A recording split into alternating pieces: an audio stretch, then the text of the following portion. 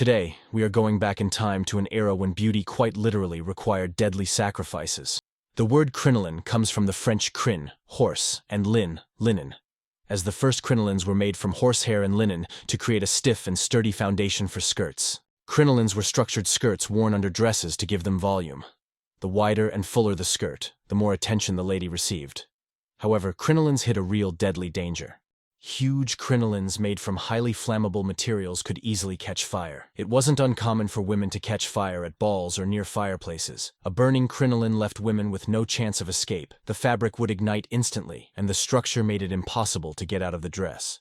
Women wearing crinolines often found themselves in accidents. The wide skirts could catch on carriages, furniture, or industrial machinery, often leading to injuries or even death. In some cases, women fell downstairs, unable to keep their balance in such voluminous dresses. Next, we will talk about brightly colored fabrics. Colors played a major role in 19th century fashion, and women competed with each other in the brightness of their outfits. But with this brightness came hidden danger. One of the most popular colors of the 19th century was green, which was achieved with the help of arsenic. This toxic element was part of the dye used to color fabrics.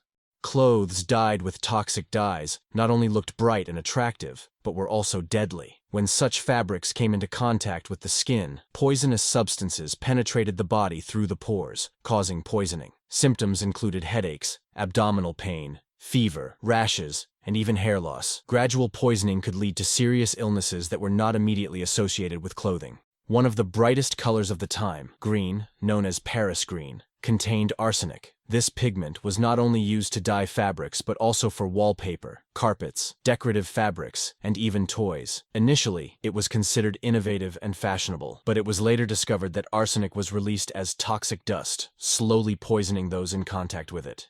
It wasn't just green fabrics that were dangerous. The production of bright red and purple shades also used toxic chemicals. One of these substances was aniline, a synthetic dye that often caused allergic reactions and poisonings in those who wore clothes dyed with it. Aniline dyes became a real hit since they allowed for the creation of rich colors that were previously unattainable, but their harmfulness soon became evident. Workers who produced these bright fabrics and dyes were at even greater risk than those who wore the finished clothes. They worked in environments where they constantly inhaled poisonous fumes, often without protective measures. This led to numerous cases of poisoning and even deaths among workers, especially women and children, who dyed fabrics and accessories. When doctors began to notice the connection between poisonings and bright dyes, the press also started covering the issue. Articles and pamphlets began to appear warning of the dangers of brightly colored fabrics dyed with arsenic and aniline. This put pressure on fashion manufacturers, and gradually they began to seek safer methods of dyeing fabrics. Next, let's look at wigs. Wigs were a fashion trend rooted in the 18th century, but still remained relevant at the beginning of the 19th century. Oh, how popular they were. Imagine massive, complex hair constructions that could reach over half a meter in height. But wigs were not just a status symbol. They could become a real problem. To give wigs such an impressive appearance, they were often treated with animal fat and powder. Now imagine a hot ballroom evening with plenty of candles. Fat is an excellent conductor of fire. Fires at balls were not uncommon. There were many cases where people suffered serious burns, or even died from fires caused by igniting wigs. Wigs, especially those made from natural hair, became an ideal breeding ground for parasites. The parasite problem was particularly widespread among wig wearers during hot weather. Lice easily transmitted infections and caused unpleasant skin diseases. Since wigs didn't allow the scalp to breathe, sweat, dirt, and grease often accumulated under them, creating the perfect environment for bacterial growth. This could lead to skin inflammation and rashes. A lack of regular wig cleaning only worsened the issue, making prolonged wig wearing not only uncomfortable, but also dangerous to health. Many 19th century wigs were heavy and bulky, especially if they had elaborate hairstyles or decorations. Constantly wearing such wigs could cause headaches, neck pain, and upper back pain. Some wigs required the use of many pins and frames that dug into the scalp, causing discomfort and pain.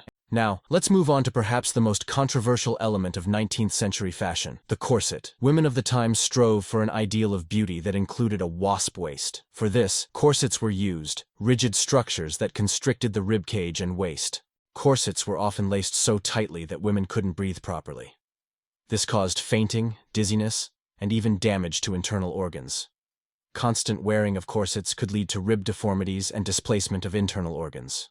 The beauty ideal of the time forced women to wear corsets even in everyday life. Corsets could also cause digestive problems and even contribute to the development of chronic diseases. Prolonged wearing of corsets led to spinal curvature and respiratory issues. This is how fascinating, yet sometimes dangerous fashion reigned in the 19th century. I hope you found it interesting to learn about the hidden dangers behind the luxurious outfits of the time. If you enjoyed this video and want to see more stories like this, don't forget to like and subscribe to the channel. And to make sure you don't miss new videos, click the notification bell. Thank you for watching and see you next time.